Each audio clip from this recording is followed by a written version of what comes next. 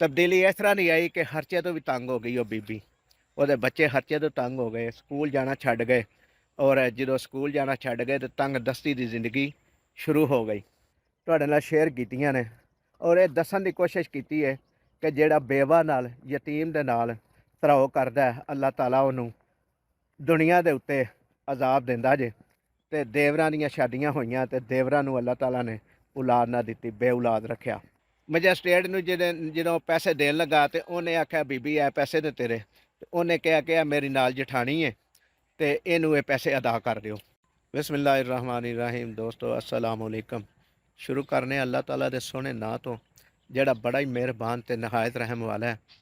ਦੋਸਤੋ ਅੱਜ ਇੱਕ ਐਸੀ ਸਟੋਰੀ ਸੁਣਾ ਰਿਹਾ ਮੈਂ ਤੁਹਾਨੂੰ, ਬਲਕਿ ਸਟੋਰੀ ਨਹੀਂ, ਇਹ ਤੁਸੀਂ ਆਪ ਬੀਤੀ ਵੀ ਕਹਿ ਸਕਦੇ ਹੋ। ਔਰ ਸਮਝ ਲਓ ਕਿ ਮੈਂ ਇੱਕ ਬਜ਼ੁਰਗ ਕੋਲ ਸੁਣੀ ਔਰ ਸੁਣ ਕੇ ਤੁਹਾਡੇ ਨਾਲ ਇਹ ਸ਼ੇਅਰ ਕਰਨੀ ਚਾਹ ਰਿਹਾ। ਇਹਦੇ 'ਚ ਬੜੀ ਜ਼ਿਆਦਾ ਨਸੀਹਤ ਜੇ, ਨਸੀਹਤ ਇੰਨੀ ਜੇ ਕਿ ਇਨਸਾਨ ਭੁੱਲਿਆ ਹੋਇਆ ਵੀ ਅਗਰ ਇਹ ਸਟੋਰੀ ਸੁਣ ਲੇਗਾ ਨਾ ਤੇ ਉਹ ਸਿੱਧਾ ਜ਼ਰੂਰ ਹੋ ਜਾਏਗਾ, ਕਿਉਂਕਿ ਇਹਦੇ 'ਚ ਬੜੇ ਜ਼ਿਆਦਾ ਸਬਕ ਨੇ। ਸਟੋਰੀ ਬੜੀ ਲੰਬੀ ਜ਼ਿਆਦਾ ਹੈ, ਲੇਕਿਨ ਮੈਂ ਕੋਸ਼ਿਸ਼ ਕਰਾਂਗਾ ਕਿ ਸ਼ਾਰਟਕਟ ਲਫ਼ਜ਼ਾਂ ਦੇ ਵਿੱਚ ਤੁਹਾਡੇ ਨਾਲ ਬਿਆਨ ਕਰਾਂ ਔਰ ਸ਼ੇਅਰ ਕਰਾਂ, ਤਾਂ ਕਿ ਤੁਹਾਡੇ ਟਾਈਮ ਦੀ ਕਦਰ ਕਰਦਿਆਂ ਹੋਇਆਂ ਮੁਖਤਸਰ ਜੇ ਟਾਈਮ ਵਿੱਚ ਇਹ ਸਟੋਰੀ ਬਿਆਨ ਕਰਦੇ ਹਾਂ। ਸਾਡੇ ਚੈਨਲ 'ਤੇ ਨਵੇਂ ਆਉਣ ਵਾਲੇ ਦੋਸਤਾਂ ਅੱਗੇ ਗੁਜ਼ਾਰਿਸ਼ ਹੈ ਕਿ ਸਾਡੇ ਚੈਨਲ ਨੂੰ ਅਗਰ ਸਬਸਕ੍ਰਾਈਬ ਨਹੀਂ ਕੀਤਾ ਤਾਂ ਸਬਸਕ੍ਰਾਈਬ ਕਰ ਲਵੋ ਔਰ ਘੰਟੀ ਦੇ ਬਟਨ ਨੂੰ ਵੀ ਦਬਾ ਦਿਓ, ਤਾਂ ਕਿ ਸਾਡੀ ਹਰ ਨਵੀਂ ਆਉਣ ਵਾਲੀ ਵੀਡੀਓ ਦਾ ਨੋਟੀਫਿਕੇਸ਼ਨ ਤੁਹਾਡੇ ਤੱਕ ਪਹੁੰਚ ਸਕੇ। ਦੋਸਤੋ ਇਹ ਸਟੋਰੀ ਜਿਹੜੀ ਹੈ ਬੇਵਾ ਔਰ ਯਤੀਮ ਦੇ ਬਾਰੇ 'ਚ, ਔਰ ਸਟੋਰੀ ਹਕੀਕੀ ਹੈ, ਲੇਕਿਨ ਸ਼ਾਰਟਕਟ ਲਫ਼ਜ਼ਾਂ ਦੇ ਨਾਲ ਬਿਆਨ ਕਰਨ ਦਾ ਮਕਸਦ ਇਹ ਵੇ ਕਿ ਮਕਸਦ ਸਮਝਾਉਣਾ ਹੈ, ਸੁਣਾਉਣਾ ਹੈ, ਦੱਸਣਾ ਹੈ। ਕਿਸੇ ਦੀ ਤਜ਼ਹੀਕ ਕਰਨਾ ਮਕਸਦ ਨਹੀਂ ਹੈ, ਕਿਉਂਕਿ ਅਗਰ ਮੈਂ ਕਿਰਦਾਰਾਂ ਦਾ ਨਾਂ ਲਵਾਂ ਔਰ ਦੱਸਾਂ ਕਿ ਕਿਹੜੇ ਮਹੱਲੇ ਕਿਹੜੇ ਸ਼ਹਿਰ ਵਿੱਚ ਨੇ ਤੇ ਫਿਰ ज़रा ਅੱਛਾ ਨਹੀਂ ਲੱਗੇਗਾ। ਮਕਸਦ ਹੈ ਬਿਆਨ ਕਰਨਾ ਤਾਂ ਕਿ ਕਿਸੇ ਨੂੰ ਸਮਝ ਆ ਜਾਏ, ਅਗਰ ਕੋਈ ਭੁੱਲਿਆ ਹੋਵੇ ਤੇ ਉਹ ਸਿੱਧੇ ਰਸਤੇ 'ਤੇ ਆ ਜਾਵੇ। ਇੱਕ ਬਾਈ ਸਨ, ਉਹ ਬੈਰੂਨੇ ਮੁਲਕ ਰਹਿੰਦੇ ਸਨ ਔਰ ਬੈਰੂਨੇ ਮੁਲਕ ਜਾਬ ਕਰਦੇ ਹਨ। ਜਾਬ ਦੇ ਦੌਰਾਨ ਉਹਨਾਂ ਦੀ ਡੈਥ ਹੋ ਜਾਂਦੀ ਹੈ ਔਰ ਜਦੋਂ ਡੈਥ ਹੁੰਦੀ ਹੈ ਤੇ ਉਹਨਾਂ ਦੀ ਡੈਡ ਬਾਡੀ ਪਾਕਿਸਤਾਨ ਉਹਨਾਂ ਦੇ ਆਬਾਈ ਘਰ ਪਹੁੰਚਦੀ ਹੈ। ਔਰ ਜਦੋਂ ਆਬਾਈ ਘਰ ਪਹੁੰਚਦੀ ਹੈ ਤੇ ਜ਼ਾਹਰ ਹੈ ਫੈਮਲੀ ਵਾਸਤੇ ਬੜੇ ਵੱਡਾ ਸਦਮਾ ਹੁੰਦਾ ਹੈ, ਆਹੋ ਬਕਾ ਹੁੰਦੀ ਹੈ। ਸਮਝ ਲਓ ਕਿ ਜੋ ਵੀ ਅਫਸੋਸ ਦਾ ਇਜ਼ਹਾਰ ਜਿਸ ਤਰ੍ਹਾਂ ਲੋਕੀ ਕਰਦੇ ਨੇ, ਉਸ ਤਰ੍ਹਾਂ ਅਫਸੋਸ ਦਾ ਇਜ਼ਹਾਰ ਵੀ ਕਰਦੇ ਨੇ, ਅਜ਼ੀਜ਼ੋ ਕਰਬ ਵੀ ਕਰਦੇ ਜੀ ਵੀ। ਔਰ ਬਹੁਤ ਹੀ ਵੱਡਾ ਸਦਮਾ ਹੁੰਦਾ ਉਸ ਘਰ ਵਾਸਤੇ, ਉਸ ਫੈਮਲੀ ਵਾਸਤੇ ਜਿਨ੍ਹਾਂ ਦਾ ਉਹ ਫਰਦ ਦੁਨੀਆ ਤੋਂ ਰੁਖਸਤ ਹੋ ਜਾਂਦਾ। ਡਿਊਟੀ ਦੇ ਦੌਰਾਨ ਉਹ ਦੁਨੀਆ ਤੋਂ ਰੁਖਸਤ ਹੁੰਦਾ। ਪੁਰਾਣੇ ਵਕਤ ਦੀ ਗੱਲ ਹੈ। ਪੁਰਾਣੇ ਵਕਤ ਦੇ ਵਿੱਚ ਬੈਰੂਨੇ ਮੁਲਕ ਵਿੱਚ ਲੋਕੀ ਜਿਹੜੇ ਜਾਬ ਕਰਦੇ ਸਨ ਉਹਨਾਂ ਨੂੰ ਕੰਪਨੀਆਂ ਜਿਹੜੇ ਨਾ ਪੈਸੇ ਵੀ ਦਿੰਦੀਆਂ ਹੁੰਦੀਆਂ ਸਨ। ਔਰ ਪੈਸੇ ਇਸ ਤਰ੍ਹਾਂ ਹੁੰਦੇ ਸਨ ਕਿ ਉਹਨਾਂ ਦੀ ਫੈਮਲੀ ਵਾਸਤੇ, ਉਹਦੀ ਫੈਮਲੀ ਵਾਸਤੇ ਵੀ ਹੁੰਦੇ ਸਨ ਔਰ ਉਹਦੇ ਵਾਲਿदैन ਵਾਸਤੇ ਵੀ ਹੁੰਦੇ ਸਨ। ਉਹ ਪੈਸੇ ਸਰਕਾਰੀ ਤੌਰ 'ਤੇ ਆਉਂਦੇ ਹੁੰਦੇ ਹਨ ਸਰਕਾਰੀ ਦਫ਼ਤਰਾਂ 'ਚ, ਔਰ ਉਹਦੇ ਜ਼ਰੀਏ ਉਹ ਮਿਲਦੇ ਸਨ ਉਹਨਾਂ ਨੂੰ ਪੈਸੇ। ਜਿਹੜੀ ਬੀਬੀ ਬੇਵਾ ਹੋਈ ਉਹਦੇ ਬੱਚੇ ਵੀ ਸਨ ਔਰ ਬੱਚਿਆਂ ਦੇ ਨਾਲ ਉਹਨਾਂ ਦੀ ਫੈਮਲੀ ਦਾ, ਉਹਦੇ ਸਸੁਰਾਲ ਵਾਲਿਆਂ ਦਾ ਬੜਾ ਅੱਛਾ ਰਵੱਈਆ ਸੀ।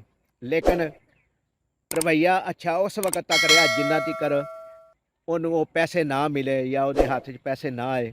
ਉਸ ਤੋਂ ਬਾਅਦ ਉਹਨਾਂ ਦੇ ਰਵੱਈਏ 'ਚ ਤਬਦੀਲੀ ਆਉਣੀ ਸ਼ੁਰੂ ਹੋ ਗਈ। ਉਹ ਤਬਦੀਲੀ ਕਿਸ ਤਰ੍ਹਾਂ ਆਈ?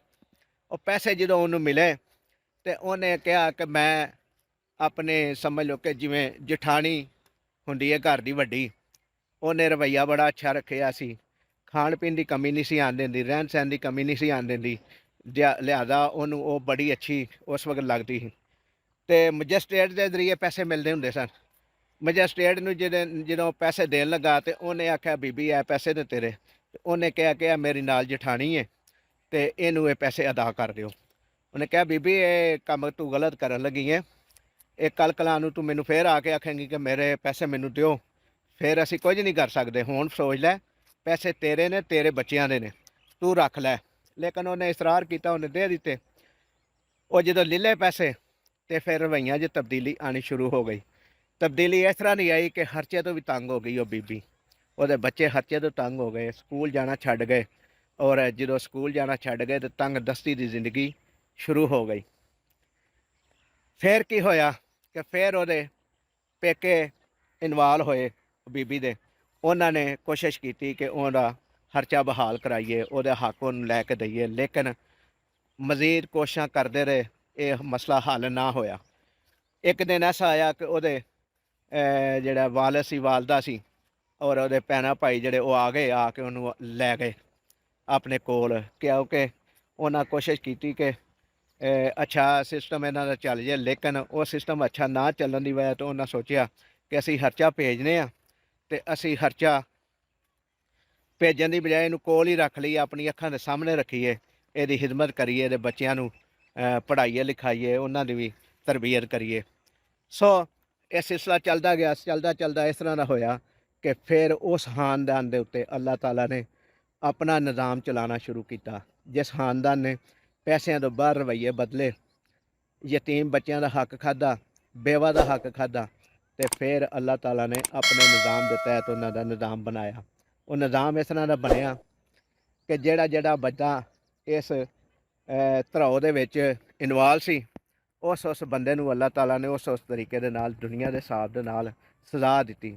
ਸਜ਼ਾ ਇਹ ਮਿਲੀ ਕਿ ਅਗਰ ਨੰਦ ਇਨਵਾਲ ਸੀ ਤੇ ਉਹਦੀ ਬਾਅਦ ਸ਼ਾਦੀ ਹੋਈ ਤੇ ਅੱਲਾਹ ਤਾਲਾ ਨੇ ਉਹਨੂੰ ਔਲਾਦ ਨਾ ਦਿੱਤੀ।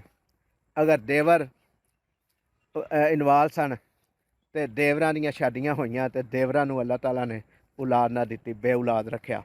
ਸਾਰੀ ਜ਼ਿੰਦਗੀ ਦੁਨੀਆ ਦੇ ਉੱਤੇ ਔਲਾਦਾਂ ਨੂੰ ਸਹਿਕਦੇ ਰਹੇ, ਲੇਕਿਨ ਅੱਲਾਹ ਤਾਲਾ ਨੇ ਔਲਾਦ ਨਾ ਦਿੱਤੀ। ਇਸੇ ਤਰ੍ਹਾਂ ਮਜ਼ੀਦ ਕਿ ਜਿਹੜੀ ਵੱਡੀ ਜਠਾਣੀ ਸੀ ਜਿਹਨੇ ਇਹ ਸਾਰਾ ਸਿਸਟਮ ਚਲਾਇਆ, ਅੱਲਾਹ ਤਾਲਾ ਨੇ ਉਹਨੂੰ ਵੀ ਅੱਖਾਂ ਤੋਂ ਮਹਿਰੂਮ ਕਰ ਦਿੱਤਾ, ਅੱਖਾਂ ਦੀ ਬਿਨਾਈ ਛੀਨ ਲਈ। ਔਰ ਸਮਝ ਲਓ ਕਿ ਅਗਲੀ ਗੱਲ ਤੁਸੀਂ ਸਮਝਦੇ ਹੋ ਕਿ ਜਦੋਂ ਬਿਨਾਈ ਖਤਮ ਹੋ ਜਾਏ ਤਾਂ ਇਨਸਾਨ ਵਾਸਤੇ ਕਿੱਡਾ ਵੱਡਾ ਇਹ ਦੁਨੀਆ ਦੇ ਉੱਤੇ ਅਜ਼ਾਬ ਹੁੰਦਾ।